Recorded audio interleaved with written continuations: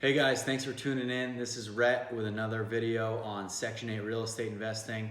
Don't forget to like or subscribe so you stay up to date with all the new videos we're coming out with. A lot of really good information out there, okay? We're hitting you with all of it. All right, today's topic is rehabbing a property for a Section 8 tenant.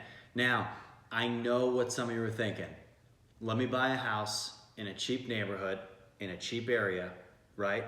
And you've looked up your fair market rents that we've showed you how to do in prior videos, and you're saying, this is it. It really doesn't need that much work. Okay, now, this is very important. Rehabbing a property for a Section 8 tenant is very important in the sense that the more work you do up front, the less work you have to do year after year after year, right? We're gonna come out with more videos on this, in detail, on small things, tiny things, like why we don't want to put ceiling fans in units, right? Small things, why we don't want to have too many dangling lights, little things like that. But in general, okay guys, in general, the more money we spend up front, the less money we spend on the back end. Now, for example, I bought a property about 5 months ago, okay? It had some issues with the flooring, right? We kept laying tile, it kept breaking. My contractors would go in and rip all the tile up, okay, because it kept breaking, and they'd get down to the subfloor and they'd put more tile down, they'd let it dry, they'd grout it. People would go in the next day, step on it, it would break. They'd go underneath that subfloor, what would they find? More laminate vinyl flooring, okay? We don't want to do that. When there's a problem, we don't just lay more flooring on top of it for somebody else. We take it up, we do it right, okay? An extra couple $100, an extra $1,000, $2,000 on the front end, guys, it's gonna save you so much money on the back end. Do things the right way. Now, I understand these kind of investments, right?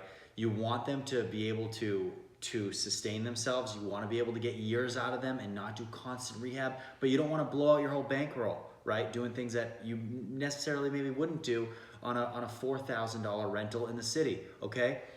But make it affordable and do the right thing. It's not that hard, okay? Instead of spending, a certain amount of money to make something big and beautiful and like you'd have it in your own home, find that common ground. It doesn't have to be total crap that you just throw a piece of paint on the wall instead of redoing a thing of sheetrock.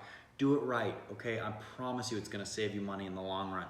Now, this is my biggest pet peeve. Do not be a slumlord, all right?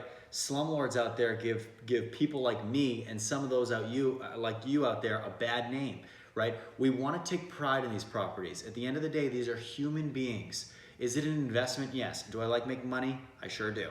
But they're investments, but you're dealing with humans, okay? Don't treat people like crap. Don't be a slumlord. Do things the right way. I'm not saying blow out the bank. I'm not saying blow your bankroll and go over budget. I'm not saying that.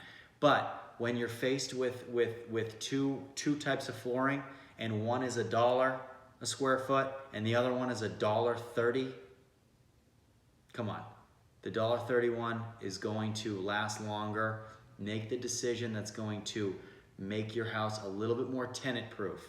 It will pay you back, I promise. All right, that's all I got for today. Thanks for joining. Don't forget to like and subscribe. As always, I'm Rhett. Tune in for the next video. Thanks, guys. Leave your questions below.